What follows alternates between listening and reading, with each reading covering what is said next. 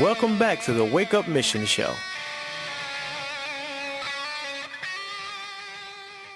We believe it is our responsibility to resist the injustices done by government in our names. We pledge to bring about freedom and peace. Another world is possible, and we pledge to make it real. This is Anarchast.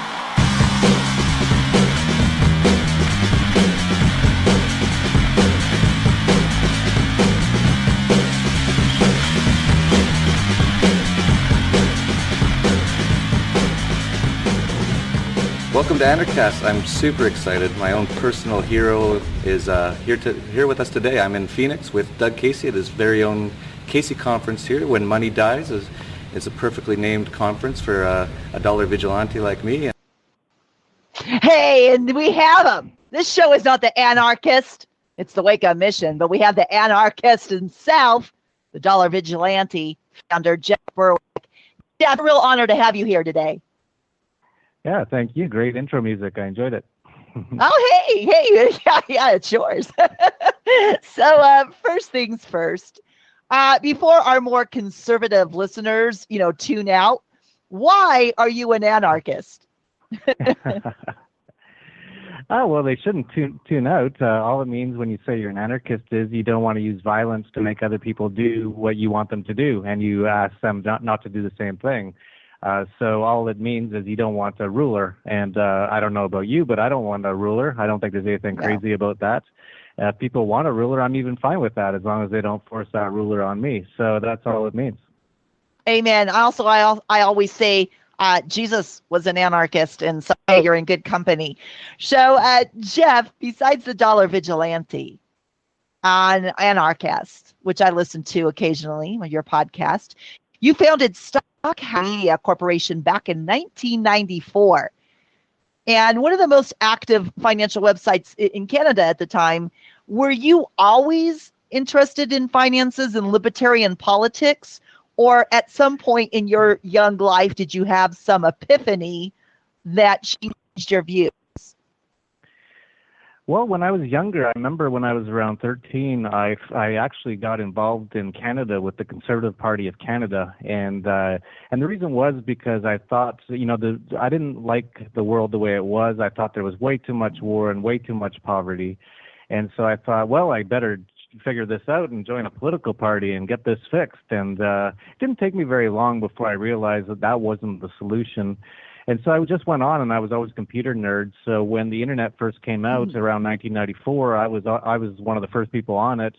And I just happened to be getting into finance at that time. I was into the stock market and investing and things like that. So I started stockhouse.com, which still to this day is still the #1 financial website in Canada. But then it was after I started Stockhouse, and around the year 2000, about 6 years after I started it out of my house, it was worth around $240 million at the height of the tech bubble. And then a few months later, it was almost worthless again after the tech bubble collapsed. So that's when I really started doing some research. And I read G. Edward Griffin's Creature from Jekyll Island and started looking into Austrian economics, and led me down the path towards libertarianism as well. And you actually had the Anarchast with Doug Casey on at the very beginning, and he was the first person who told me I was an anarchist. We were just having dinner in Vancouver around 2003, and he said, "I think you're an anarchist." And I said, what, you mean those people who throw bombs? And he's like, "No, that's what they say it is on the media, but that's not what it is." And so that's really what started it for me, and I've just been going down the rabbit hole ever since. And I'm glad you went down that rabbit hole. I was a little bit later than you. I did not start waking up until the fabricated 9/11 in the U.S., and my path was very similar. I met a gentleman here, Art Olivier, libertarian. He was vice president candidate against Cheney back 6 years ago and became a gubernatorial candidate here in California. And he had asked me at a rally that I organized, a protest I'd organized, if I'd be his campaign manager. And through that, my friend Yazik worked for Aaron Russo and met with Aaron Russo, screened America Freedom to Fascism with him. And that was how I was introduced to G. Edward Griffin and Ron Paul. But it's still, in fact, speaking of which, we're having the circus here in the U.S., which they do every 4 years, the controlled circus of the POTUS selections, which people still think that they elect. And, I don't know what to do because, you know what, Jeff, you obviously woke up a decade before I did, but it gets really frustrating trying to wake people up. What do you think it's going to take before people realize how controlled the world is and that we do not have freedom that they claim we have? That's a very good question. I would say, first of all, that you get really skewed when you're in the U.S. thinking that everyone's asleep and they're all sheeple, because when you get outside of the U.S., a lot of people are quite awake. When you travel around the world, not everyone's awake, obviously, but a lot more people are awake. I think the U.S. has really been the ground zero, the focus of complete propaganda and complete brainwashing of the citizenry for literally decades now through the public indoctrination camps, chemtrails, fluoridation of the water. The media is totally perfected in the U.S. to make it everything look like the government is good and they're here to save you from all this horrible world that's going on. So in that respect, I think you can get a little very depressed if you live in the U.S. because to me it's one of the most indoctrinated and brainwashed general populaces in the world. Generally, obviously, there's lots of people who are awake, people like yourself, and literally millions others, but probably 90% of the people aren't yet, and so that can get a little frustrating. As for those other 90%, I think it's really going to take some sort of crisis to snap them out of it a bit. I think as long as their football games are still being played, as long as they still have some sort of income, they still can pay their mortgage, they can still drink beer at night, that most people just will cling to this matrix false reality that they have believed in most of their life. And why do you think so much that they try to indoctrinate the Americans of all the population in the world? I'm very perplexed by that because the New World Order, they're in every country. The goal, of course, the mission, the UN One World government. So why the U.S.? Why is it so controlled here? That's a good question. I think if you look back at history a little bit, after World War I, World War II, it looked like the real power had swung to the U.S. So I think they really put their focus there because they saw that as going to be the place where they're going to get a lot of their income to do a lot of the things they want to do over the coming decades. I think that might be one of the reasons. I don't know for sure. Of course, every country has its own indoctrination and its own brainwashing of different sorts. If you talk to a lot of Canadians, they'll tell you they were told their whole life growing up Canada's the best country in the world because they have free health care or medical care that has nothing to do with health. So every country is different, but it just seems like they really perfected it in the U.S. Like the only country that I know of that I can say pretty for sure that's worse in terms of propaganda and brainwashing is North Korea. Oh gosh! Oh my gosh! Yeah. Randy, did you just hear that? Uh-huh. That is so depressing. Oh my goodness! And here we think we live in the land of the free and the home of the brave. Definitely the land of tyranny, the home of, well, I'll just say the weak. Now, and you mentioned Canada. You're originally from Canada, for those who do not know you, but now you reside in Mexico. Now, it's funny to us here living in the U.S., all we see is the invasion from people from Mexico coming here. So why did you choose Mexico, of all countries, to be your residence? Well, again, it's total propaganda. There's actually been more Mexicans leaving the U.S. than going to the U.S. now for about 4 years straight. And I know I spend a lot of time down here, and this is actual stats. You can look this up. And I meet a lot of Mexicans who have moved back to Mexico, and I've asked a lot of them, why did you move back? And there's almost always the exact same two reasons. First of all, they say the economy isn't very good in the U.S. anymore, and it's a lot better in Mexico. The Mexican stock exchange is up about 500% in the last 10 years. Every week there's auto manufacturers moving here. The economy is definitely a lot better here than in the U.S. And the second reason they always give is there's really no freedom left in the U.S. They have to, watch everything they do, watch they don't drive 2 miles an hour over the speed limit, or they might end up getting, extorted or beat up by the police. They're always watching over their backs for government and regulations and all these sort of things. So that is actually total propaganda that Mexico is invading. Like, Mexican people are just coming through in reams into the U.S. There's actually more Mexicans leaving the U.S. Than going there now. And then secondly, as far as Mexico being this dangerous, lawless, failed state, I would actually sort of agree it is a failed state, and I would say that's why I like it so much. The government here really isn't very big. They really don't have much control, and most people don't like the government at all, which I totally agree with. So I get along very well with most people here.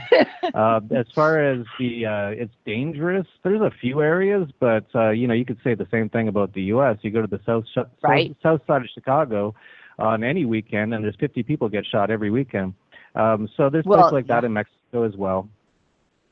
They have a strong, because this is sounding, Randy, like my kind of country. I mean, I've visited Mexico many a times. It's really beautiful. I like the Cancun area. But the Second Amendment, are you able to carry freely in Mexico? Well, that's another great thing about Mexico is no one cares about the laws. They don't need a piece of paper to tell them if they can have a gun or not. Anyone who wants a gun here, it's pretty easy to get. There's no cops going around checking to make sure you don't have guns. In fact, no cop would ever come onto private property here ever. They would probably get shot immediately. So people here actually take freedom seriously, unlike in the U.S., where people are more like slaves, where they ask for permission. They want a piece of paper from the government to give them permission to do something. Down here, it's, as they say, it's sort of a failed state. It's sort of lawless. But it still has law in terms of natural law, but it doesn't have all those government laws, millions of them like they do in the U.S. So, yeah, you can own guns down here. I think it's technically illegal. No one really cares. You can actually get a permit if you want. It's not that hard to get if that's something that you want is permission from the government, but it's not really a big deal. Wow. No, we don't like permission from the government on this show. Yes, Randy. Well, speaking of Mexico, Jeff, it's always been my understanding that if you were not a citizen, you weren't allowed to own property, or you could lease a place for a certain amount of time, and then, the government would come and say, "Hey, your lease is up. Get the hell out." What's the actual reality of that? How long have you been there? Well, the reality, I've been here in and out for about 6 years. I live what's called a permanent tourist or perpetual traveler or prior taxpayer style lifestyle, where I don't fully live in any one place. I'm just here as a tourist. And you brought up, can tourists or foreigners own property in Mexico? And what it is anything within 50 kilometers, I believe, or 100 kilometers of the coast or border, you're supposed to get something called a bank trust, which down here is called a fideicomiso. And what it is you pay about $500 a year to the bank, and you get a 100-year or 99-year lease, which renews every year from the bank. And they've never reneged on it so far. This has been in place for decades now. They'd be insane to renege on it, because obviously no foreigner would ever buy property in Mexico ever again if they did. It's actually just a way to get more revenues for the government, because the property taxes are really, really low here. You can have $1 million villa, and your property taxes will probably be around $200 a year. And so what they did was they said, look, all these foreigners buying all these multi-million-dollar villas, and they're only paying $200 a year in property tax. Let's put an extra sort of tax on it, and that's what they did. So they added an extra $500 onto it. Wow, this makes total sense then. Why, when I read the news, I see a lot of businesses not only just leaving this horrible state I call commie California, going to places like Texas, but many are going to Mexico. So now this makes, and I often wondered, so now this makes sense. Recently, Jeff, you stated that those of us in the U.S. should leave before the end of the year. Now, this is nearly impossible for most of us, financially, for a family, company, whatever the case may be. So first, why such an alarming statement? And second, where would you suggest Americans go? Yeah, clearly I'm not saying all 315 million Americans should immediately run and leave. That would just be a disaster. Hopefully all 315 million don't take my advice. I forget which show I said that, but But I was basically saying, yeah, if you have the opportunity and you are the kind of person who can move and you're looking for places to go which are freer and have more opportunity, I would say definitely get out of the U.S. And the reason I said by the end of the year is because I'm predicting that this fall there's going to be a major financial crisis. And this is a very long story how I came to this conclusion. But I just did a video about a month ago called Shemitah Exposed, a Financial Crisis Plan for September 2015. It's gone nearly viral now. It's well more than 500,000 views already.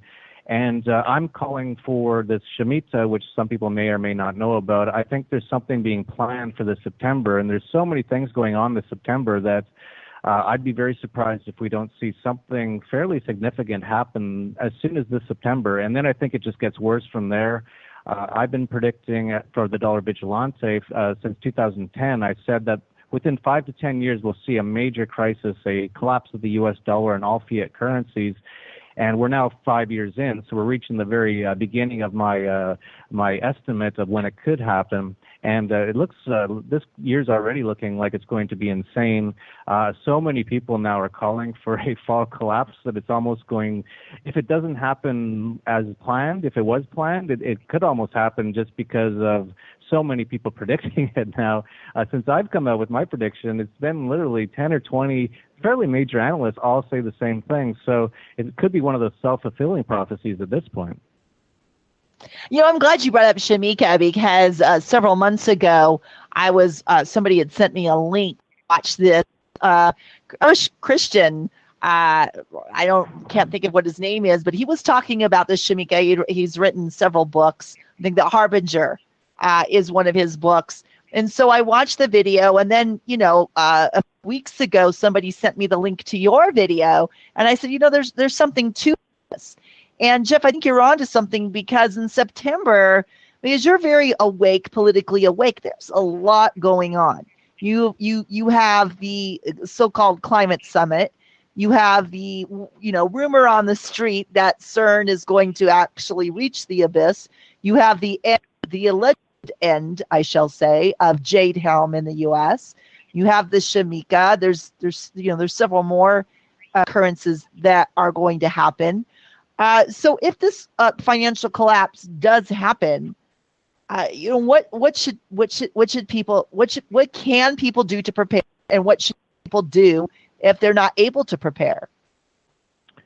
Yeah, there's so many things going on. You didn't even mention a number of other major events, including on September 15th is the United Nations 70th seating, and it's actually called their Jubilee year. Right. That's actually the 15th is the beginning of the Jubilee of, according to the Judaic religion, every 50 years is called the Jubilee, and it's supposedly a year when Jews get land given back to them that was stolen in the past. And interestingly enough, in 1967, which was the last one, that was the end of, I think it was the Six-Day War is what they called it, when Israel took over a lot of Israel. And then the one before that, so 50 years before that, which I believe was 1918, was when I believe the British Empire took over Israel at that time. So, and then you have, in that month of September, they're going to be voting in the UN on whether Palestine will become a country or not. So there's so many things going on that are all tied in here that it's just too much to be coincidence. As far as protecting yourself, I've been writing about this. I've been expecting a complete collapse of the financial, monetary, and economic system for the last 5 years, as I said. And I said earliest I expected it was 2015. So I've been telling people to get into things like hard assets, get outside of the financial system. What happened in Greece is going to happen everywhere. What happened in Cyprus is going to happen everywhere. So banks are going to be closed, ATMs are going to be closed. Get into hard assets, get outside the financial system. There's so many things you can do, but it gets quite detailed into exactly what to do. If you go to my video, which is at surviveshemitah.com, so that's survive Shemitah, which is hard to spell, but it's SHEMITAH.com. And if you put your email there, we'll give you a white paper which gives you sort of a number of solutions and ideas on what you can do to get through this upcoming crisis period. Whether it happens this fall or not, it's going to happen soon enough that you should be preparing. Now, one of the things, you've been a really big voice in the Bitcoin movement, something I heard about first, when I was in Paul Revolution movement, people were talking about it. Tell people about Bitcoin. Yeah, Bitcoin for me has been incredible because I started the Dollar Vigilante in 2010, and Bitcoin actually started in 2009, but I didn't hear about it till around 2011.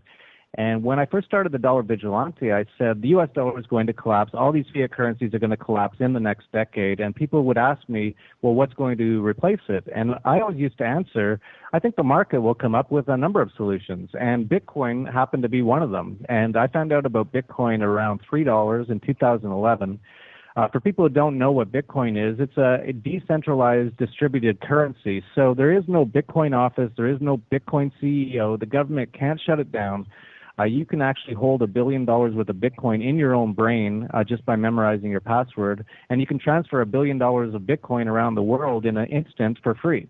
So it is a evolution, not a revolution, an evolution in money and banking that is absolutely fascinating. Couldn't have come at a better time, being created in 2009, right after the 2008 collapse. It's since gone up to over $1,000 a Bitcoin. It's currently just under $300 a Bitcoin. And if things keep going the way it's going, I could see Bitcoin really becoming a major currency used all around the world, because these fiat currencies, they're headed for the waste bin. They're headed towards their intrinsic value of the piece of paper they're printed on. And actually be worth less than the piece of paper, because it'll have been ruined because there's pictures of criminals printed on them.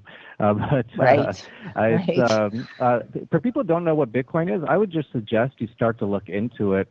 It's evolutionary. It's revolutionary and evolutionary. And it is a way to get outside of this horrible banking and financial and monetary system we have today, which is going to collapse anyway, so you might as well start to transition now. Well, I asked my friend G. Edward Griffin on the show on Monday, who, I just have so much respect for him. And I did ask him about Bitcoin, and he didn't put Bitcoin down. But what his concern is if the entire web system goes, the entire, computer systems, then what? Then what do you do? Yeah, I've talked to G. Edward Griffin as well on it, and one thing I've noticed is the older the person is, the harder time they have understanding Bitcoin. It's no disrespect to G. Edward Griffin. It's just something I've noticed, because it is a little hard to understand if you're not really into internet and all that kind of stuff. But his comment as far as what if the internet or the power goes off? I would say that if the power goes off, we have way bigger problems than Bitcoin. Last thing you'll be thinking about is Bitcoin. And even if the internet goes off, if the government somehow finds a way to turn it off, which is actually really hard to do, thankfully, and there's literally millions of 14-year-old boys around the world who will make sure that you can always get around it. But if they shut down the internet, that's going to be a lot of those same 14-year-old boys who are sitting there playing Xbox Live right now. When that gets turned off, they might actually get out of their basement and get angry at the government for once. So right. I'm not saying to put all your money into Bitcoin at all. I'm just saying put a little bit, or at least start using it. Look into it. It's definitely, it's not risk-free at all. It could go to zero if the internet gets turned off or the power gets turned off. But it also could go to around $1 million of Bitcoin if it starts getting used around the world. So it's worth taking a speculation in, and it's also worth definitely looking into. But anything could happen. This is going to be very interesting times for the next few years. Oh, I agree. What are your thoughts on gold? I mean, you said hard assets, but I'm assuming that you mean real estate and perhaps gold. So, expand on that a little bit. Yeah, definitely precious metals, gold and silver. I don't think there's been a better time to buy in years on either of those. Very interestingly, I'm watching very closely right now what just happened in the last few days, because Goldman Sachs and HSBC just bought a large amount of physical gold just in the last few days. Wow. Which spiked the price. And that caught my interest, because they haven't done that. If they've ever done it, I don't know. But if they haven't done it in a long time. And to be doing it right now is very interesting, especially if my prediction of a financial crisis in the fall is correct. So they may have been, and as you know, Goldman Sachs has been talking gold down for quite a while now. They've been saying Right. it's going lower, and now they're buying a lot of it. So that's very interesting. So I think it's probably a very good time to be buying if you don't have enough of it yet. I think precious metals are excellent way to get through what we have coming ahead of us. Of course, where you store it is very important. Don't store it in a bank. In Greece, when their banks all closed, they actually wouldn't let people in to go into their safety deposit boxes. And if they wanted to go in to take out gold, they wouldn't let them. They'll do the same all around the world when the time comes. So you have to be very careful. This is actually a time of being very safe and secure and not trying to make massive profits so much, but just trying to keep what you have. Wow. You know, here in the U.S., as you know, there's a whole movement to increase minimum wage. Now, like you, I like Austrian economics versus Keynesian, and that is the movement we have happening in this country. Randy, before you were on the show, was talking about my old home city of Seattle and the economic collapse that's occurring there due to the rise of the minimum wage.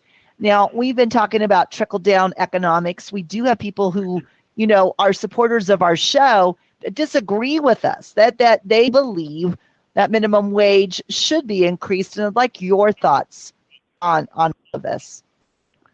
Well, I don't believe there even should be a government, first of all, to institute minimum wages. But if you're going to have one, well, amen. There's no surer way to destroy young people than to increase the minimum wage. The market should always be able to decide the prices of things. And whenever, you know, most of these people who like this increased minimum wage, they don't necessarily like communism so much, but that's essentially what it is. It's the government deciding the price of things. And all it does is it makes it harder and harder for people to get jobs because, for example, let's just take it as an example, talking to a person who wants to raise the minimum wage. Well, if they like $15 so much, why not $50? And if you like $50, why not $5,000 an hour? Why not? If you really think this is going to help everyone, make the minimum wage $5,000 an hour and watch how many jobs there are. Definitely, there's not going to be any McDonald's jobs. There'll be a few baseball playing jobs, although no one will be able to afford to go to the games because they won't have a job. But no, it's insanity to have the government decide the price of labor. And it does nothing but destroy jobs. The people it does, essentially what happens is about 1/3 of the company, their people get a raise, 1/3 of the people get laid off, and then the people who are making more than those other people before, all of a sudden these people are making the same amount of money. Now they're unhappy to work there because they're like, hey, I've been working way harder than these guys my whole life, and now they're making the same as me. So it just destroys everything. And I agree with you on that. I've had people, though, try to challenge me by saying, well, if the government didn't get involved with our minimum wage, people would be earning slave wages. Somebody might make $1 an hour, and that's why the government needs to come in to help out. What do you say to people when they make these comments? Oh, those people obviously have no understanding of economics or how a market works, because obviously people working at Google or Facebook who are now making hundreds of thousands of dollars a year, there's no way they'd be making $1 a year. Obviously, someone would take them away. Someone would go, hey, I'll pay you $2, and then someone would go $3. This is how the market works. So the market will always find out the level at which the market clears. And so, just the thought that if there was no government, that everyone would make $1 an hour is incredibly naive and obviously have no understanding how the markets work. But not to mention, too, like having that minimum wage really causes a lot of major problems. For example, there's probably somebody in the U.S. who wouldn't mind working for $3 an hour, maybe just washing people's cars or something, right? Maybe, they'll make $30 in a day, and hopefully none of that gets taxed. That's the whole other problem, right? Is the taxes and the regulation is what really causes the problem. If no one got taxed, and if there was no inflation taking away their money purchasing power, pretty much everyone would be doing very well. So this is the evil of the whole system, is they get people thinking that it's capitalism that's bad and we have to rein in capitalism. That's what's causing all this.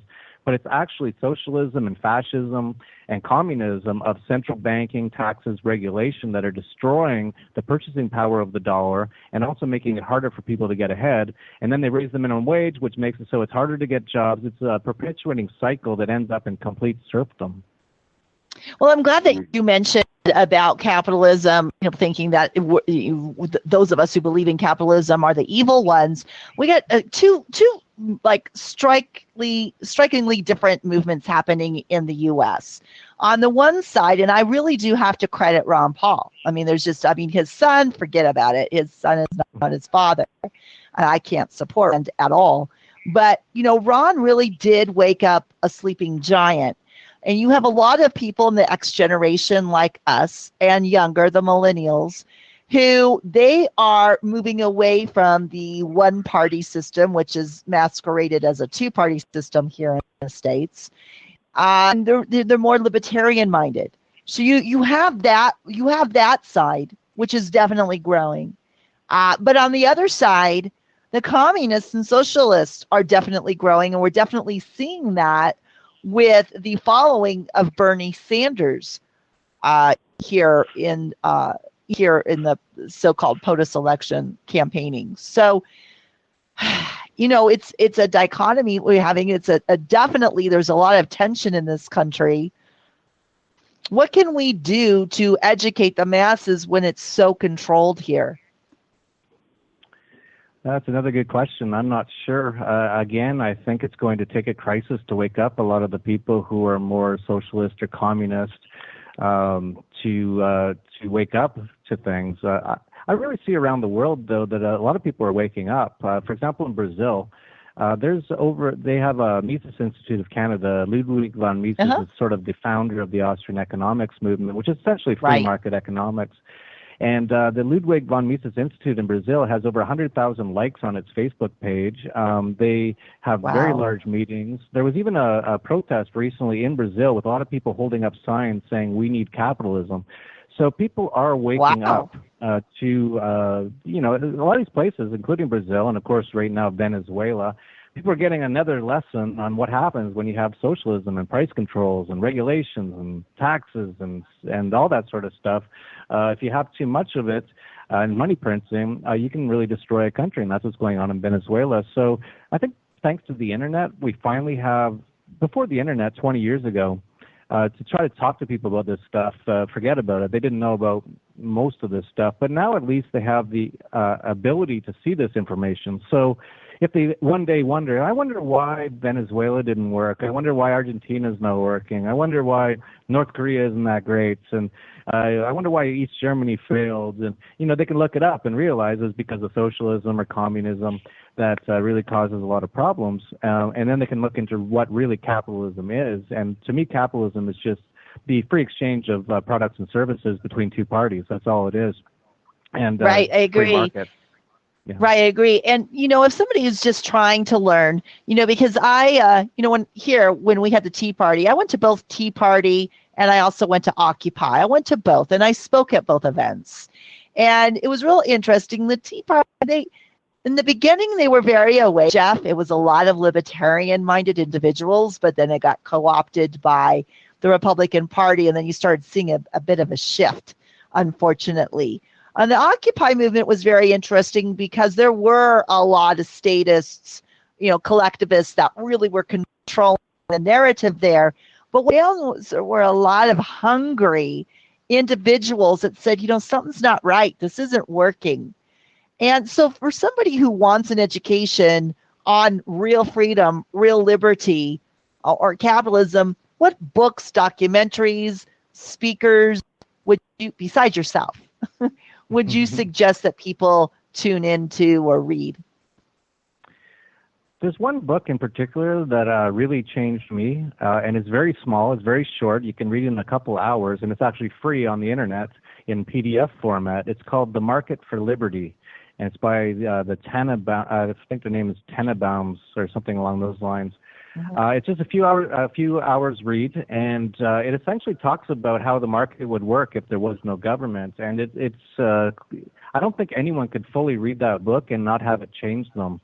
because it really opens your mind to how much better everything would be without government and central banks. So that would be one. The other would be things like the Ludwig von Mises Institutes, Mises.org in the U.S. They've got a ton of great information. LouRockwell.com is quite good. It's got a lot of very libertarian and anarchist sort of stuff on there that's really well thought out. It's not extreme at all or anything. Those would be the main ones that I would say off the top of my head. Oh, fantastic. Now, you also were one of the individuals founding John Galt's Gulch, or I should say just Galt's Gulch. And this was in somewhere in a Latin country, as I recall. I remember reading it quite some time. What is it, first of all, and what is the current status? Yeah, it's called Galt's Gulch, and it was in Chile, and it's unfortunately had a major problems. Some of the people who were involved turned out to be really bad sort of people, and it's now all in the courts. It's very unfortunate, but I'm expecting that it will get resolved at some point, but it's basically on hold at the moment. Oh, unfortunate. So where would you recommend, and this is, I'm going to go back to this because they didn't quite fulfill the answer. Where would you recommend people move to, regardless of where they live now, for the most freedom and liberty that one can get in this state of the world? That's a good question. There's so many places. It really depends on what you want. But essentially, pretty much anywhere outside of the U.S. is more free, except for, like, again, North Korea so and Cuba. sad. There's only two I could think of, or Venezuela. Most places are a lot freer. Mexico is much freer than the U.S. by far, in most ways. Not in every way, but in most ways. If you're looking for the two big areas to me that I think are interesting and have a lot of potential and are a lot more free are Asia and Latin America. So in Latin America, I like Mexico quite a bit. I also like Nicaragua. It's very cheap, very nice place, beautiful. I think that's sort of a place to go if you're younger and you want to just sort of try to do some things. Then if you get into South America, there's some great countries. Chile is one of them, really booming. It's the changes there in the last 10 years is amazing. It almost looks like Hong Kong now compared to how it used to look 10 years ago, because they had a very libertarian government for a number of years. And they actually had a Chicago school sort of people at the central bank. So they were very libertarian for about a decade, and it changed the entire country. But it's getting very expensive now because it's done so well. It's literally just gone skyrocketed. If you're looking for other places that haven't boomed yet, but probably will, I'd say Colombia is amazing. I was just in Medellin, Colombia. Beautiful place. Most people think it's this place where you go and it's all drug people and you get shot. Right. No, it might have been like that 20 years ago, but it's not like that anymore. It's completely capitalist, completely almost free, very safe, beautiful place. I highly recommend it. Then if you look at Asia, there's a number of places. There's two places in particular I'm looking at right now for opportunity, and one is Cambodia. It is booming like crazy. I can't believe how much it's been booming because it's literally, there's no government. There's no regulations. There's really no taxes. There's nothing. And this place is, again, turning into another Hong Kong in a matter of years.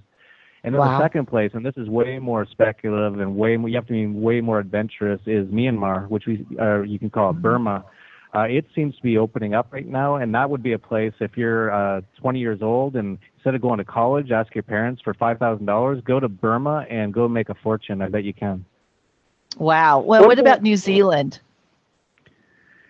New Zealand, I've been there. It's a nice place if you want to kind of get away from the world for a few years and go live with a bunch of sheep. There's actually more sheep than people in New Zealand. Oh, okay. I know a lot of New Zealanders leaving New Zealand right now because it's getting too big of a government. There's a number who moved here to Mexico just recently. They have laws there now where if you drive 1 mile per hour over the speed limit, you're going to get a ticket for sure. It's like not even questionable. Wow. They go around to houses making sure you're not installing like some solar panels because you need permits for that. So it sounds like New Zealand's getting a little out of control in terms of government at this moment in time. Oh, that's sad. How do people know? I mean, we're American, and we seem to have a bad reputation in the world due to our government. So when relocating to any of those places, how receptive will people be to an American? I'm not American, so I can't say because I haven't personally dealt with it, but I think most people think I'm American when they meet me, when they don't know me at first, because I sound fairly American. They don't hear me say a boot too much and all that.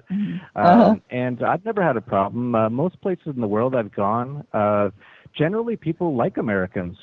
Generally they like any foreigners. People are very, like, the rest of the world is so much nicer than the U.S. where they hate immigrants and speak the language and all that kind of stuff. Most places are very welcoming. Now, most people in the world absolutely despise the U.S. government, but not many people equate the U.S. people with the government. Oh, that's oh, thank goodness there. Randy, I'm sorry, I didn't mean to overstep you. What did you have? Well, I've got two questions, and they're completely opposite of each other. When you were mentioning Latin America, I see these commercials late at night for Buy Belize, and it looks like paradise. And I'm like, if I won the lottery, I would be there tomorrow. What's your thoughts on that country? I've been to Belize many times. It's actually my least favorite country in the entire region. There's a couple positives, though, that I will say, and one is they speak English there. So if that's a major concern to you, that's pretty much the only place in Central or South America that I know of that everyone speaks English. But it is it's sort of seedy. If you've ever been to Belize City, it's probably one of the crappiest places I've ever been. Now, most people don't go there anyway. Most of them will go to these sort of beachside resort sort of areas, which are a lot better. But still, there's some problems. There's a lot of corruption. Of course, there's corruption everywhere, but it seems a bit extra there.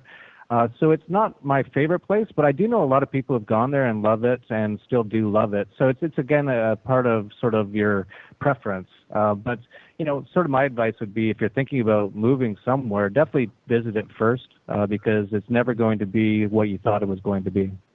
Oh, yeah. Well, the TV, it's like everyone, thinks Los Angeles is, gorgeous blondes on rollerblades and palm trees. They've never been to North Long Beach or South Central, and they don't show that on TV a lot. Because I see the commercials and it looks, the beach, the resorts you were talking about. I'm like, that's beautiful. I'd love to live there, except in hurricane season. My next question, it relates to Asia. And before you came on, I was doing a business report about, I've been following this for a while, and I'll preface this by saying I am not an economist.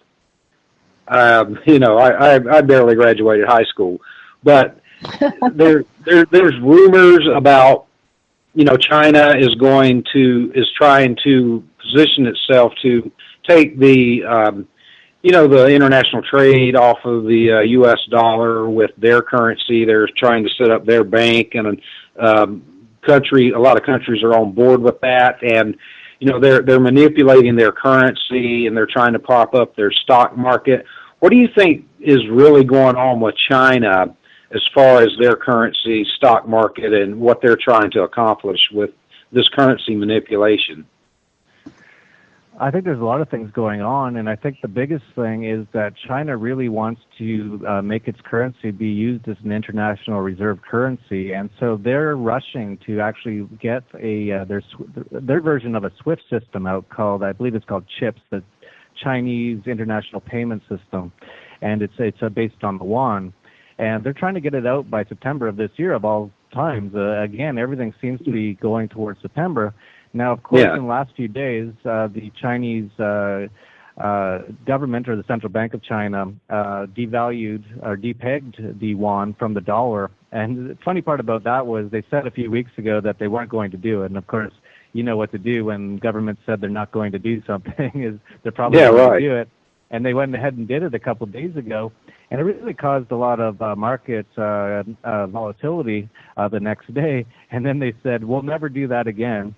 Sorry about that, everybody. And then they did it again the next day. And that was actually yesterday. And so they, again, caused a huge amount of volatility in the markets. I think what they're positioning for is, and Christine Lagarde just came out. Not many people know this. I just sort of mentioned it just 2 days ago at Vigilante.com. Is she said that there has to be some sort of deal struck between China and the IMF as far as some sort of inclusion in the IMF by September 15th, again, this exact date. Wow. Or there's going to be major issues or repercussions. She didn't really say much, and of course the media would never ask any follow-up questions. So that's where it was left at. But and also the Chinese president is coming to the U.S. in September to have some discussions. And so, there's a lot of saber rattling going on between China and the U.S. right now, and I'm not sure how it's going to work out. And I don't know if anyone really knows, but it's definitely something I'm watching.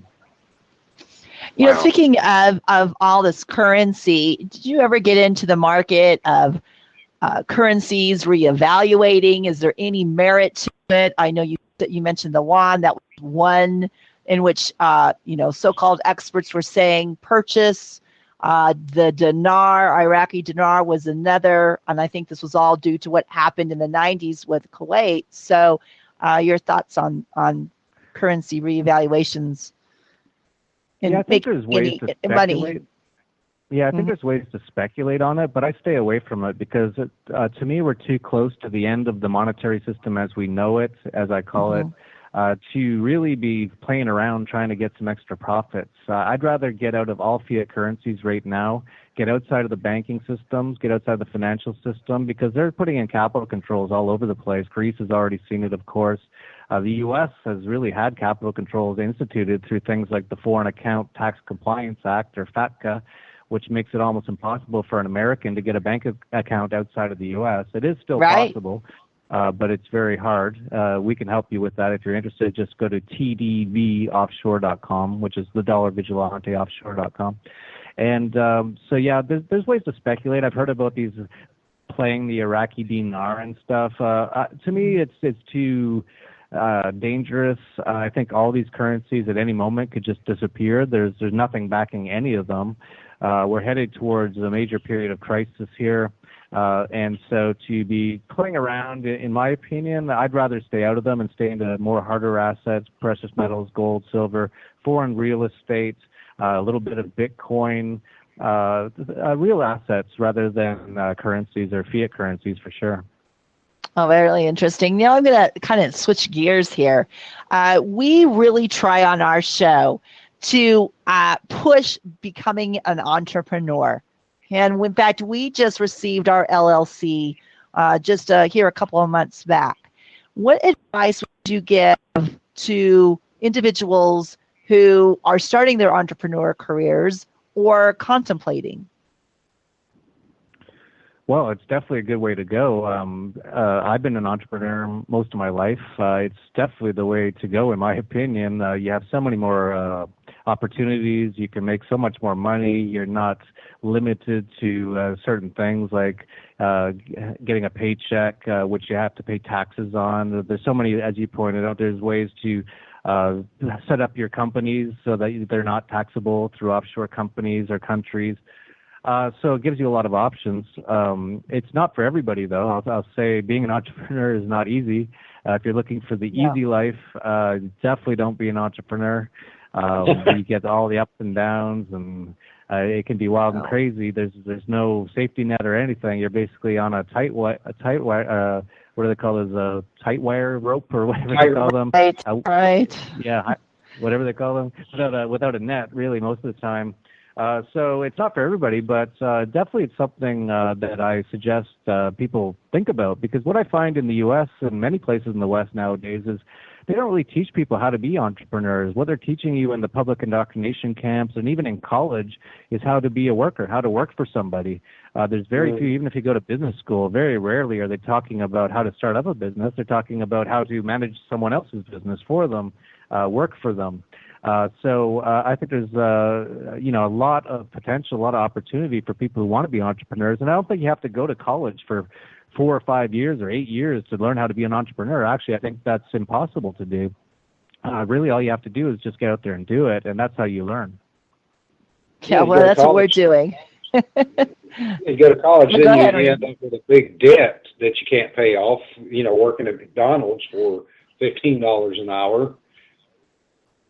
Yeah, and those student loan debts is the only debt in the U.S. that is not expungible via bankruptcy. So essentially, if you have student loan debt, you will have that debt for the rest of your life in the U.S. no matter what happens. And as you know, so many people have so much of it that they'll never get out from under it. And most of them, as you just pointed out, end up working at McDonald's anyway. So, to me, sending your kids to college is a huge, very, very risky thing to do right now in the U.S. It costs a lot, high risk, low reward, especially with the economy going where it's going. There's not going to be a lot of the same jobs 5 years from now that there is today. So to me, if I had a child and he was 18 or 19 and he said, Dad, help me out. I want to get out in the world and do something. Give me, a little bit of starting capital, I'd say, okay, but don't go to school unless you want to be like a doctor or an engineer, something where you need to go to school.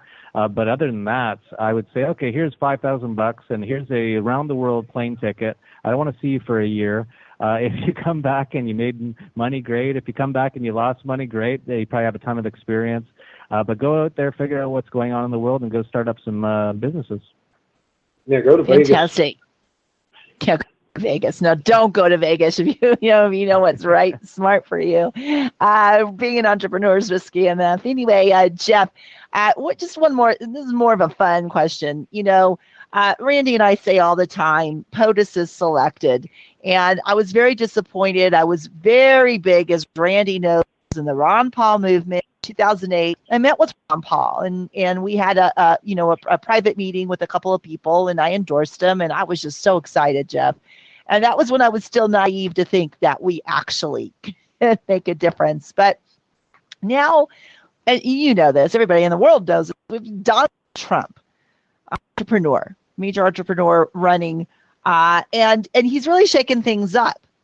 Obviously, the GOP is not going to let him have the nomination. They're going to shut out his delegates the same way they did the Ron Paul delegates. But what's been interesting to watch, Jeff, is people seem to be what Ron Paul couldn't seem to do with the mainstream, more middle America. Trump seems to be able to do. I don't know why that is. Maybe it's because he's a big personality. But people are fed up. They're fed up with the media. They're fed up with elections. They're fed up with politicians.